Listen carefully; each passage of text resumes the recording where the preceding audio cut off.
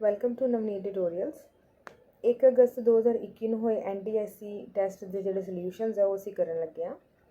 ਆਓ ਦੇਖਦੇ ਹਾਂ ਕਿ ਅੱਜ ਦੇ ਟੈਸਟ ਵਿੱਚ ਤੁਹਾਡੇ ਕਿੰਨੇ ਆਨਸਰਸ ਰਾਈਟ ਹੋਏ ਨੇ। ਮੈਂਟਲ ਐਬਿਲਿਟੀ ਦੇ ਜਿਹੜੇ 15 ਕੁਐਸਚਨਸ ਦੇਖਦੇ ਹਾਂ। ਪਹਿਲਾਂ ਸਭ ਤੋਂ ਪਹਿਲਾ ਕੁਐਸਚਨ ਹੈ find the value of question mark. ਦੇਖੋ ਕੁਐਸਚਨ ਮਾਰਕ ਦਾ ਮੁੱਲ ਪਤਾ ਕਰੋ। ਜਿੱਦਾਂ ਕਿ ਅਸੀਂ ਦੇਖ ਸਕਦੇ ਹਾਂ ਕਿ ਬਾਕਸਿਸ ਵਿੱਚ ਸਾਨੂੰ ਲੱਗ ਰਿਹਾ 4, 9, 20, 43, 90 ਐਂਡ ਕੁਐਸਚਨ ਮਾਰਕ।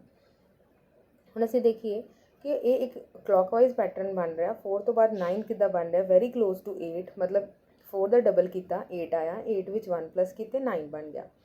9 का डबल किया 18 आया, 18 विच फिर 2 प्लस करने पे तो 20 आ गया। 20 का डबल किया 40 हो गया, 40 विच 3 प्लस किए तो आ गया 43। अगेन तुसी डबल करके 4 प्लस किए और हुण लास्ट ते असीं डबल करके 5 प्लस करने ने। 90 विच दा डबल करोगे 180, 180 विच 5 प्लस करोगे so 185 is the answer. Let's move to question number 2, find the value of question mark. Question mark देखो ये बॉक्सिस बने हुए हैं, सॉरी ट्रायंगल बने हुए हैं। ट्रायंगल्स ਦੇ ਵਿੱਚ ਅਸੀਂ ਦੇਖਦੇ ਹਾਂ ਕਿ ਜੇ ਮੈਂ ਉੱਪਰਲੇ ਦੋਵਾਂ ਦਾ ਸਮ ਕਰਦੀ ਹਾਂ 15 ਤੇ 20 ਦਾ, ਤੇ ਉਹਦੇ ਵਿੱਚੋਂ ਨੀਚੇ ਵਾਲਾ ਮਾਈਨਸ ਕਰ ਦਿੰਨੇ ਆ ਤੇ ਸੈਂਟਰ ਵਾਲਾ ਨੰਬਰ ਸਾਡੇ ਕੋਲ ਬਣ ਜਾਂਦਾ। 15 plus 20 is 35, 35 minus 5 is 30। then again let us check on the second part। 8 plus 10 कितना आ गया 18, 18 जो 6 माइनस किते आ गया 12। ਹੁਣ ਦੇਖੋ ਕਿ ਅਸੀਂ ਸੈਂਟਰ 'ਚ 2 ਲੈ ਕੇ ਆਉਣਾ ਹੈਗਾ। 2 ਉਦੋਂ ਹੀ ਆਏਗਾ ਜਦੋਂ ਉੱਪਰਲੇ ਨੰਬਰਾਂ ਵਿੱਚੋਂ ਜਦੋਂ ਅਸੀਂ 10 ਮਾਈਨਸ ਕਰਾਂਗੇ ਤਾਂ 2 ਆਏਗਾ। ਤੇ 10 ਕਿਹਦੇ 'ਚੋਂ ਮਾਈਨਸ ਕਰਨ ਤੇ 2 ਆਏਗਾ 12 'ਚੋਂ। ਸੋ ਨਾਓ 12 ਇੱਥੇ ਕਿੱਦਾਂ ਬਣੇਗਾ ਜੇ ਕੁਐਸਚਨ ਮਾਰਕ ਦੀ ਜਗ੍ਹਾ ਤੇ ਮੇਰੇ ਕੋਲ 4 ਹੋਏਗਾ। Third question, the total of aegis of ABC is 80। what was the total of their ages 3 years ago। ABC ਦੀਆਂ ਉਮਰਾਂ ਦਾ ਜੋੜ 80 ਸਾਲ ਹੈ। 3 ਸਾਲ ਪਹਿਲਾਂ ਉਹਨਾਂ ਦੀਆਂ ਉਮਰਾਂ ਦਾ ਜੋੜ ਕਿੰਨਾ ਸੀ। ਹੁਣ 3 ਸਾਲ ਪਹਿਲਾਂ ਤਿੰਨਾਂ ਦੀ ਉਮਰ 3 ਸਾਲ ਘੱਟ ਹੋਏਗੀ। ਸੋ 3 ਐਂਡ 3 ਕਿੰਨਾ ਹੋ ਗਿਆ 9। ਸਿੱਧਾ ਤੁਸੀਂ 80 ਵਿੱਚੋਂ 9 ਨੂੰ ਮਾਈਨਸ ਕਰ ਲੈਣਾ। 71 ਇਜ਼ ਦਾ ਆਂਸਰ।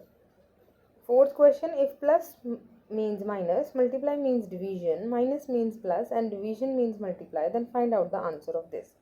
अगर मैं कोई इक्वेशन चेक करा तो बड़ा सिंपल सा क्वेश्चन है, सिर्फ प्लस की जगह के उत्ते माइनस करना है जिवें सानू रूल्स दसे हुए हैं, और जिहड़ा माइनस है उसकी जगह ते प्लस करना। अगर मैं सिंपली इन्हूं सॉल्व करा, it's very easy subtraction and addition, जितों मैनूं पता लग रहा है कि द आंसर 19 है।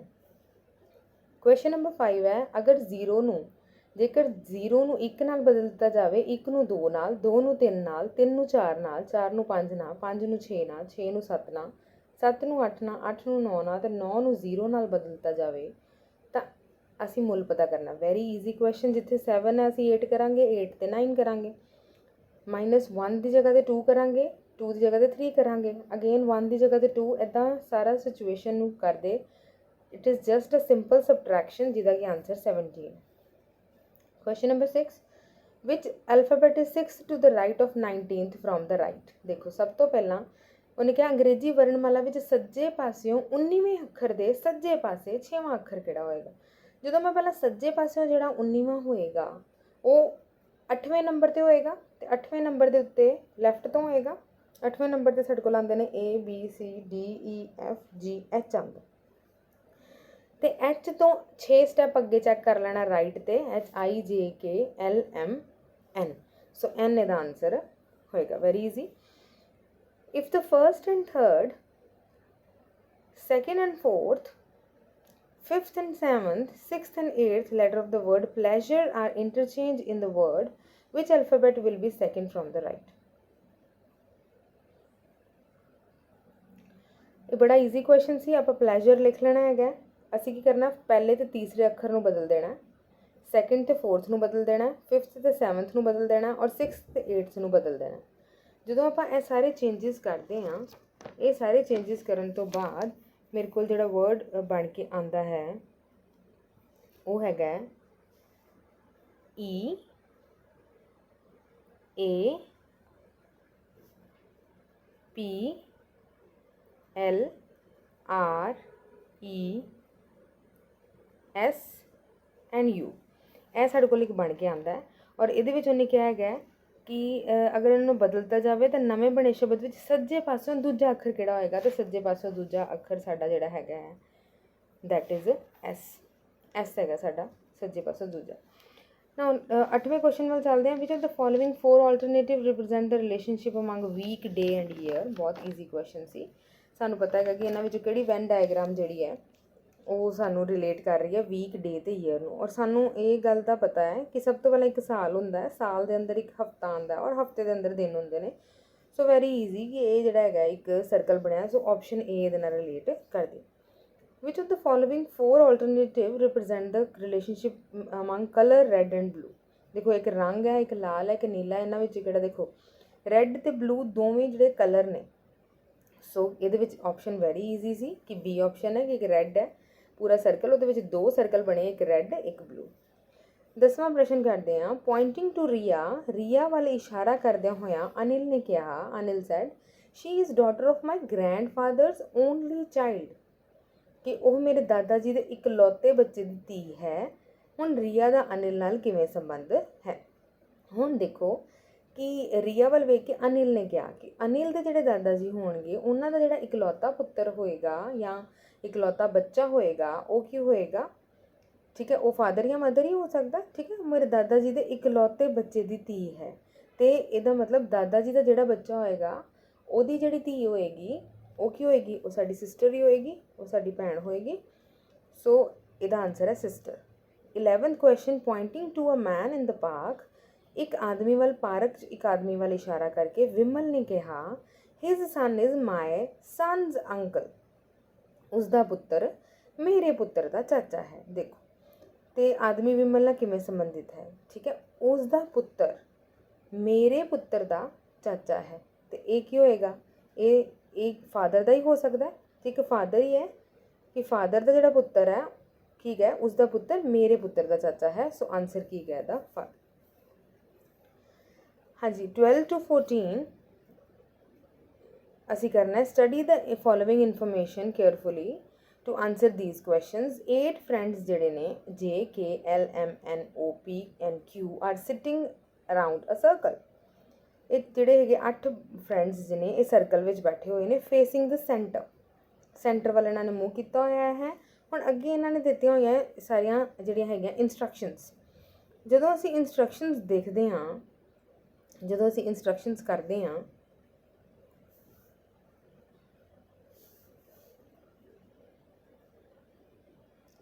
ਤੇ ਉਦੋਂ ਅਸੀਂ ਦੇਖਦੇ ਹਾਂ ਕਿ ਅਸੀਂ ਬਣਾਉਂਦੇ ਹਾਂ ਇੱਕ ਸਰਕਲ। एक सर्कल बना लिया। हुण 8 बंदियां ने बैठना है। सो असीं पहलां ही इन्हां दे जिहड़े पॉइंट है वो फिक्स कर दिंदे 1 2 3 4 5 6 7 एंड 8 और ये अंदर वालों मूव करके बैठे हैं। सो सानू राइट ते लैफ्ट जिहड़ा है वो फाइंड करना ईजी जिहड़ा वो हो जाए।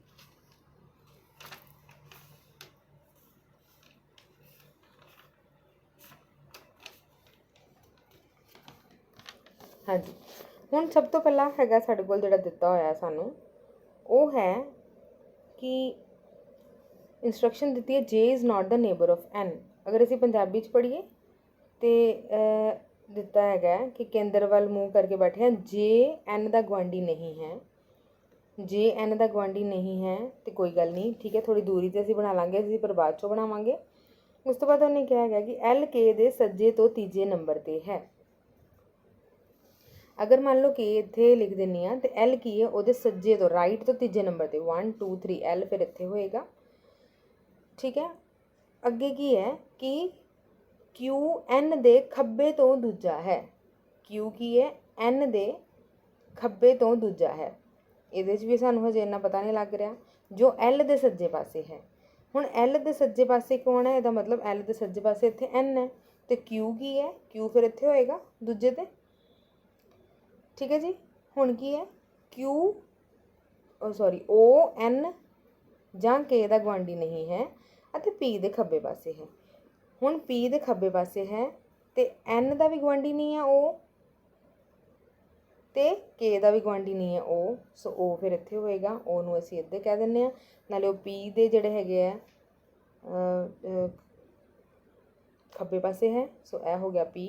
हुण की रह गया? सिर्फ साडा जिहड़ा 2 पॉइंट रह गए। एक जिहड़ी लाइन असीं उपर छड्डती सी असीं वो ध्यान नाल चैक कर लैंदे आ कि जे एन का गुआंढी नहीं है एल के दे सज्जे तो तीजे नंबर पर है। यह भी कर लिया सी आपां। हाँ जी, क्यू एन दे खब्बे तो दूजा है, यह भी कर लिया सी। जो एल दे सज्जे पासे है ओ एन जां के दा गुआंढी नहीं है अते पी दे खब्बे पासे है। हुण साडे कोल बचे हैगे ने, साडे कोल जिहड़े बचे ने वो बचे एम ते जे। ਇਹਦਾ ਮਤਲਬ ਸਭ ਤੋਂ ਪਹਿਲੀ ਲਾਈਨ ਅਸੀਂ ਪੜ੍ਹਦੇ ਹਾਂ ਕਿ ਜੇ ਐਨ ਦਾ ਨੇਬਰ ਨਹੀਂ ਹੈ, ਇਹਦਾ ਮਤਲਬ ਇੱਥੇ ਫਿਰ ਐਮ ਹੋਏਗਾ ਔਰ ਇੱਥੇ ਜਿਹੜਾ ਹੋਏਗਾ ਉਹ ਜੇ ਹੋਏਗਾ। ਹੁਣ ਅਸੀਂ ਅਗਰ ਚੈੱਕ ਕਰੀਏ ਕਿ ਸਾਨੂੰ ਕੁਐਸਚਨ ਕਿਹੜੇ ਕਿਹੜੇ ਪੁੱਛੇ ਗਏ ਨੇ ਇਹਦੇ ਆਧਾਰ ਤੇ, ਹੂ is sitting between L and M. L ਤੇ ਐਮ ਦੇ ਵਿਚਕਾਰ ਕੌਣ ਬੈਠਾ ਹੋਇਆ? ਐਨ। ਐਲ ਤੇ ਐਮ ਦੇ ਵਿਚਕਾਰ ਜਿਹੜਾ ਹੈਗਾ ਉਹ ਐਨ ਬੈਠਾ ਹੋਇਆ ਹੈ। ਅਗਰ ਆਪਾਂ ਅਰੇਂਜਮੈਂਟ ਦੇ ਹਿਸਾਬ ਨਾਲ ਸਾਰੇ ਆਨਸਰ ਜਿਹੜੇ ਨੇ ਹੁਣ ਆਪਣੇ ਦੇ ਸਕਦੇ ਹੈਗੇ ਆ। ਠੀਕ ਹੈ ਜੀ। ਸੋ ਇਹਦੇ ਨਾਲ ਸਾਡੇ ਕੋਲ ਜਿਹੜਾ ਹੈ ਆ ਗਿਆ ਕਿ who is sitting between L and M, answer ਕੀ ਆ ਗਿਆ? ਐਨ। ਐਨ ਬੈਠਾ ਹੋਇਆ ਹੈ। Which of the following pair of person represent as neighbour. Diagram ਤੋਂ ਦੇਖ ਲੈਂਦੇ ਹਾਂ ਕਿ ਓ ਦੇ ਨੇਬਰ ਕਿਹੜੇ ਕਿਹੜੇ ਨੇ। ਓ ਦੇ ਨੇਬਰ ਕਿਹੜੇ ਨੇ? ਐਮ ਤੇ ਪੀ। ਠੀਕ ਹੈ। ਓ ਦੇ ਰਾਈਟ ਤੇ ਲੈਫਟ ਤੇ ਕੀ ਹੈ? ਐਮ ਤੇ ਪੀ ਨੇ। ਸੋ ਇਹਦਾ ਆਨਸਰ ਹੋਏਗਾ ਐਮ ਐਂਡ ਪੀ। ਔਰ ਨੈਕਸਟ ਕੁਐਸਚਨ ਜਿਹੜਾ ਲਾਸਟ ਇਹਦੇ ਨਾਲ ਰਿਲੇਟਡ ਦੇਖ ਲੈਂਦੇ ਹਾਂ, who is to the immediate right of K. ਜਿਹੜਾ ਹੈਗਾ ਕੇ ਦੇ ਇਮੀਡੀਏਟ ਰਾਈਟ ਕਿਹੜਾ ਹੈਗਾ? ਡਾਇਗਰਾਮ ਤੋਂ ਦੇਖ ਲੈਂਦੇ ਹਾਂ। ਕੇ ਦੇ ਇਮੀਡੀਏਟ ਰਾਈਟ, ਕੇ ਦੇ ਬਿਲਕੁਲ ਸੱਜੇ ਪਾਸੇ ਕੌਣ ਬੈਠਾ ਹੈ ਜੀ? ਕੇ ਦੇ ਬਿਲਕੁਲ ਸੱਜੇ ਪਾਸੇ ਜੇ ਬੈਠਾ ਹੈ। ਸੋ ਇਹ ਸਾਡੇ ਕੋਲ ਆਨਸਰ ਆ ਗਿਆ ਜੇ। 15th ਕੁਐਸਚਨ ਹੈਗਾ, ਅਰੇਂਜ ਦ ਵਰਡਸ ਗਿਵਨ ਬਿਲੋ ਇਨ ਅ ਮੀਨਿੰਗਫੁਲ ਸੀਕੁਐਂਸ। ਬਹੁਤ ਈਜ਼ੀ ਕੁਐਸਚਨ ਸੀ ਕਿ ਸਹੀ ਸ਼ਬਦਾਂ ਨੂੰ, ਦਿੱਤੇ ਗਏ ਸ਼ਬਦਾਂ ਨੂੰ ਸਹੀ ਤਰਤੀਬ 'ਚ ਲਗਾਓ। ਦੇਸ਼, ਪਿੰਡ, ਸ਼ਹਿਰ, ਜ਼ਿਲ੍ਹਾ ਤੇ ਰਾਜ। ਬਹੁਤ ਈਜ਼ੀ ਕੁਐਸਚਨ ਸੀ ਸਾਡਾ ਇਹ। ਸਭ ਤੋਂ ਪਹਿਲਾਂ ਤੇ ਸਾਡੇ ਕੋਲ ਕੀ ਆਉਂਦਾ ਹੈਗਾ? ਵਿਲੇਜ ਆਉਂਦਾ ਹੈ। ਵਿਲੇਜ ਤੋਂ ਬਾਅਦ ਉਹ ਸਿਟੀ ਬਣਦੀ ਹੈ। ਸਿਟੀ ਤੋਂ ਬਾਅਦ ਉਹ ਡਿਸਟ੍ਰਿਕਟ ਦੇ ਰੂਪ 'ਚ ਨਿਕਲਦਾ ਔਰ ਡਿਸਟ੍ਰਿਕਟ ਤੋਂ ਬਾਅਦ ਸਟੇਟ ਬਣਦਾ ਔਰ ਸਟੇਟ ਤੋਂ ਬਾਅਦ ਸਾਡੇ ਕੋਲ ਨੇਸ਼ਨ ਬਣਦਾ। ਸੋ ਆਨਸਰ ਕੀ ਆ ਗਿਆ? 2 3 4 5 1 ਇਹਦਾ ਆਨਸਰ ਹੋ ਗਿਆ। ਹਾਂਜੀ, ਇਹ ਅਸੀਂ ਹੁਣ ਮੈਥ ਤੇ ਪਾਰਟ ਕਰ ਲਿਆ 15। ਆਓ ਸੈਟ ਤੇ ਕੁਐਸਚਨ ਕਰੀਏ। Find the sum of all natural numbers which are less than 500 and also multiple of 7। ਦੇਖੋ ਇਹ ਕੁਐਸਚਨ ਬਿਲਕੁਲ ਸਾਡਾ ਅਰਥਮੈਟਿਕ ਪ੍ਰੋਗਰੈਸ਼ਨ 'ਤੇ ਆਧਾਰਿਤ ਹੈਗਾ ਸੀ ਕਿ ਅਸੀਂ ਮਲਟੀਪਲ 7 ਦੇ ਉਹ ਸਾਰੇ ਮਲਟੀਪਲ ਲੈਣੇ ਨੇ ਜਿਹੜੇ 500 ਤੋਂ ਘੱਟ ਹੋਣ। ਅਗਰ ਆਪਾਂ ਚੈੱਕ ਕਰਦੇ ਹਾਂ ਕਿ 7 ਦੇ ਜਿਹੜੇ ਮਲਟੀਪਲ ਹੈ ਉਹ ਕਿੱਥੋਂ ਹੋ ਰਹੇ ਆ? ਸਟਾਰਟ ਸਾਡੇ ਕੋਲ ਹੋ ਰਿਹਾ 7। ਸਾਡੇ ਕੋਲ ਪਹਿਲਾ ਮਲਟੀਪਲ ਆ ਰਿਹਾ 7, ਫਿਰ ਆ ਰਿਹਾ 14 ਐਂਡ ਦੈਨ ਸੋ ਔਨ ਕਰਦੇ ਕਰਦੇ 500 ਤੋਂ ਜਿਹੜਾ ਘੱਟ ਮਲਟੀਪਲ ਆਏਗਾ ਉਹ ਆਏਗਾ ਸਾਡੇ ਕੋਲ 497। ਇਹ ਆਏਗਾ। ਹੁਣ ਇਹਦੇ ਵਿੱਚ ਕੀ ਹੈ? ਸਾਨੂੰ ਨੰਬਰ ਆਫ ਟਰਮਸ ਨਹੀਂ ਪਤਾ ਹੈਗੀਆਂ। ਨੰਬਰ ਆਫ ਟਰਮਸ ਅਸੀਂ ਪਹਿਲਾਂ ਫਾਈਂਡ ਕਰਨੀਆਂ ਨੇ ਫਾਰਮੂਲਾ ਲਗਾ ਕੇ। ਜਿਹੜਾ ਹੈਗਾ ਸਾਡੇ ਕੋਲ TN the formula A + n-1 × D। ਜਦੋਂ ਅਸੀਂ ਨੰਬਰ ਆਫ ਟਰਮਸ ਫਾਈਂਡ ਕਰਾਂਗੇ ਤੇ ਉਹ ਸਾਡੇ ਕੋਲ ਨੰਬਰ ਆਫ ਟਰਮਸ ਜਿਹੜੀਆਂ ਆਉਣੀਆਂ ਨੇ ਦੈਟ ਇਜ਼ 71 ਆ ਜਾਣਗੀਆਂ। ਹੁਣ ਸਾਡੇ ਕੋਲ ਫਾਰਮੂਲਾ ਹੈਗਾ ਸਮ ਦਾ ਫਾਰਮੂਲਾ ਕੀ ਹੈਗਾ? SN ਦਾ ਫਾਰਮੂਲਾ ਕੀ ਹੈਗਾ ਸਾਡੇ ਕੋਲ? n/2 first and last A + L। n/2 A + L ਜਦੋਂ ਅਸੀਂ ਕਰਾਂਗੇ ਤੇ ਸਾਡੇ ਕੋਲ ਕੀ ਆ ਜਾਏਗਾ? ਸਾਡੇ ਕੋਲ ਇਹਦਾ ਪ੍ਰੋਪਰ ਆਨਸਰ ਜਿਹੜਾ ਬਣਦਾ ਹੈ 17,892 ਇਹਦਾ ਆਨਸਰ। 17 ਕੁਐਸਚਨ ਕਰਦੇ ਹਾਂ। Find the distance between point 01 and mid point of the line segment joining the point 57 and 13। ਹੁਣ ਦੇਖੋ ਇਹ ਥੋੜਾ ਜਿਹਾ ਟਵਿਸਟ ਕੀਤਾ ਹੋਇਆ ਹੈ ਕਿ ਡਿਸਟੈਂਸ ਮੈਂ ਕਿਤੇ ਕਿਤੇ 'ਚ ਫਾਈਂਡ ਕਰਨਾ 01 ਵਿੱਚ ਤੇ ਇਹਨਾਂ ਦੇ ਮਿਡ ਪੁਆਇੰਟ, ਅਗਲੇ ਜਿਹੜੇ ਦੋ ਨੰਬਰ ਦਿੱਤੇ ਆ ਇਹਨਾਂ ਦੇ ਮਿਡ ਪੁਆਇੰਟ ਦੇ ਵਿੱਚ ਡਿਸਟੈਂਸ ਜਿਹੜਾ ਹੈ ਉਹ ਫਾਈਂਡ ਕਰਨਾ ਹੈਗਾ। ਹਾਂਜੀ ਦੇਖੋ, ਅਗਰ ਜਿਹੜੇ ਪੁਆਇੰਟ ਹੈ ਉਹ ਮੇਰੇ ਕੋਲ ਹੈਗਾ ਇੱਕ 0 ਤੇ ਇੱਕ 1, ਇਹ ਹੋ ਗਿਆ ਪੁਆਇੰਟ। ਹੁਣ ਦੂਸਰੇ ਤੇ ਮੈਂ ਮਿਡ ਪੁਆਇੰਟ ਫਾਈਂਡ ਕਰ ਲੈਣਾ 5 7 ਤੇ 1 3 ਦੇ। 5 + 1 ਕਿੰਨਾ ਹੋ ਗਿਆ? 6 6 ਦਾ ਹਾਫ ਕਿੰਨਾ ਹੋ ਗਿਆ? 3। 7 + 3 ਕਿੰਨਾ ਹੋ ਗਿਆ? 10 10 ਦਾ ਹਾਫ ਕਿੰਨਾ ਹੋ ਗਿਆ? 5। ਇਹਦਾ ਮਤਲਬ ਐਕਚੁਅਲੀ 'ਚ ਮੈਂ 0 ਐਂਡ 1 3 ਤੇ 5 ਵਿੱਚ ਜਿਹੜਾ ਮਿਡ ਪੁਆਇੰਟ ਫਾਰਮੂਲਾ ਲਗਾ ਕੇ ਜਿਹੜਾ ਕਿ ਸਾਡੇ ਕੋਲ ਕੀ ਹੈ x2 - x1 ਦਾ ਹੋਲ ਸਕੁਆਇਰ + y2 - y1 ਦਾ whole square under the root. ਅਗਰ ਮੈਂ ਉਹ ਵਾਲਾ ਜਿਹੜਾ ਹੈਗਾ ਆਪਣਾ ਫਾਰਮੂਲਾ ਲਗਾਵਾਂਗੀ ਸੋ ਇਸ ਕੁਐਸਚਨ ਦਾ ਜਿਹੜਾ ਮੇਰੇ ਕੋਲ ਆਨਸਰ ਹੈ that will come out to be 5. Let's move to question number 18. Value find ਕਰਨੀ ਹੈ ਸੀ cot 10, cot 20, cot 60, cot 70 and cot 80 degree ਦੀ। ਹੁਣ ਸਾਨੂੰ ਪਤਾ ਹੈਗਾ ਕਿ ਜਿਹੜੇ ਕੰਪਲੀਮੈਂਟਰੀ ਐਂਗਲਸ ਹੈ ਇਹਦੇ ਵਿੱਚ ਪੂਰਕ ਕੋਣ ਦੀ ਜਿਹੜੀ ਵਿਧੀ ਅਸੀਂ ਲਗਾਣੀ ਹੈ। ਸਾਨੂੰ ਪਤਾ ਹੈ ਕਿ ਜਿਹੜਾ cot 10 ਹੈ, cot 10 ਤੇ cot 80, ਦੇਖੋ cot 10 ਨੂੰ ਮੈਂ ਲਿਖ ਸਕਦੀ ਹੈਗੀ ਹੈ tan 80, ਠੀਕ ਹੈ ਨਾ। tan 90 - 10 ਕਰ ਸਕਦੇ ਨਾ, tan 80 ਅਸੀਂ ਇਹਨੂੰ ਕਰ ਸਕਦੇ ਹਾਂ tan 80। ਹੁਣ ਮੈਂ ਇੱਥੇ ਲਿਖ ਦਿੰਦੀ ਹਾਂ, ਇੱਥੇ ਜਦੋਂ ਅਸੀਂ ਕਰਦੇ ਹਾਂ ਕਿ ਇਹਨੂੰ ਚੇਂਜ ਕਰ ਲੈਂਦੇ ਹਾਂ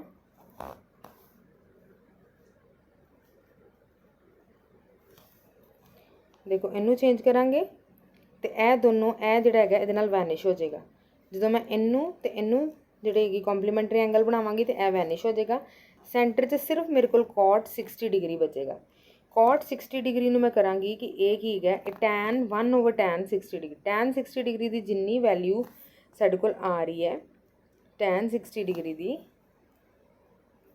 ਜਿੰਨੀ ਵੈਲਿਊ ਸਾਡੇ ਕੋਲ ਆ ਰਹੀ ਹੈ ਉਹਦਾ ਰੈਸੀਪ੍ਰੋਕਲ ਕਰ ਦੇਣਾ। tan 60 ਡਿਗਰੀ √3 ਹੁੰਦਾ ਹੈ ਤੇ ਸਾਡੇ ਕੋਲ ਜਿਹੜਾ ਫਿਰ ਇਹਦਾ ਮਤਲਬ cot 60 ਡਿਗਰੀ ਕਿੰਨਾ ਆ ਜਾਏਗਾ, 1/√3 ਆ। ਨੈਕਸਟ ਕੁਐਸਚਨ ਕਰਦੇ ਹਾਂ, the median of the triangle divides it into two। ਕਿਸੇ ਤ੍ਰਿਭੁਜ ਦੀ ਮੱਧਿਕਾ ਇਸ ਨੂੰ ਦੋ ਡੈਸ਼ ਵਿੱਚ ਵੰਡਦੀ ਹੈ, ਦੋ ਬਰਾਬਰ ਖੇਤਰਫਲ ਵਾਲੀਆਂ ਤ੍ਰਿਭੁਜਾਵਾਂ ਵਿੱਚ ਵੰਡਦੀ ਹੈ। ਠੀਕ ਹੈ ਨਾ, ਕਿ ਕਿਸੇ ਵੀ ਦੋ ਬਰਾਬਰ ਖੇਤਰਫਲ ਵਾਲੀਆਂ ਤ੍ਰਿਭੁਜਾਂ ਵਿੱਚ ਵੰਡਦੀ ਹੈ।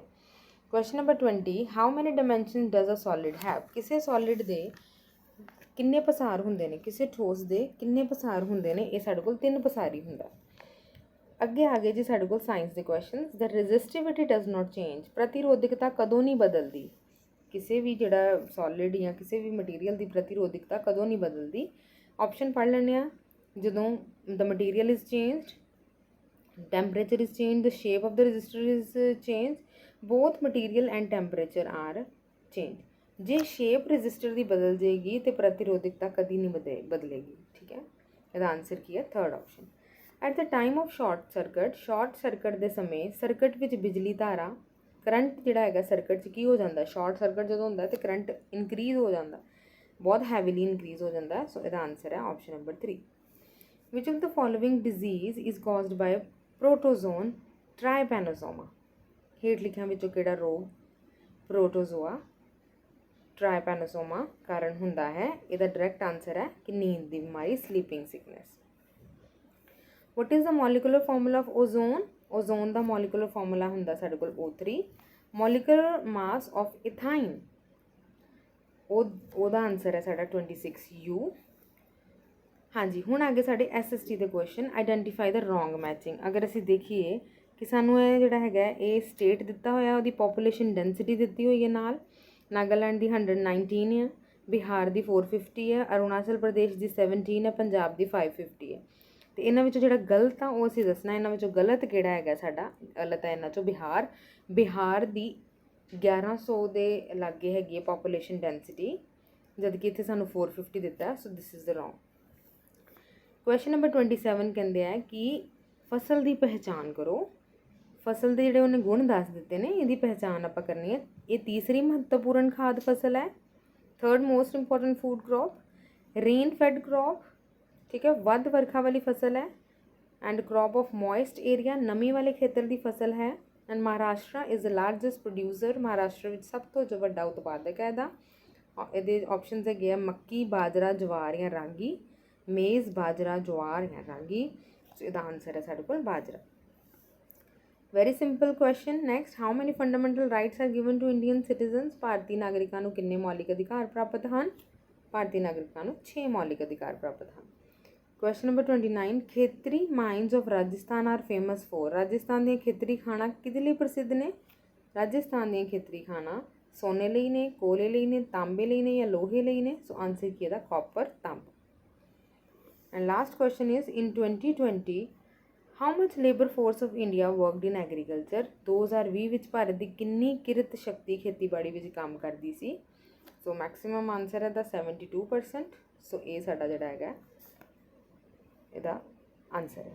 ਹਾਂਜੀ, ਇਹਦੇ ਨਾਲ ਹੀ ਅਸੀਂ 30 ਕੁਐਸਚਨ ਜਿਹੜੇ ਨੇ ਉਹ ਕੰਪਲੀਟ ਕਰ ਲਏ ਨੇ। ਸੋ ਆਈ ਹੋਪ ਤੁਹਾਨੂੰ ਸਾਰਿਆਂ ਨੂੰ ਪਤਾ ਲੱਗ ਚੁੱਕਾ ਹੋਏਗਾ ਕਿ ਤੁਹਾਡੇ ਕਿੰਨੇ ਆਨਸਰ ਜਿਹੜੇ ਨੇ ਉਹ ਰਾਈਟ ਹੈ। So good luck for your results. Thank you for watching.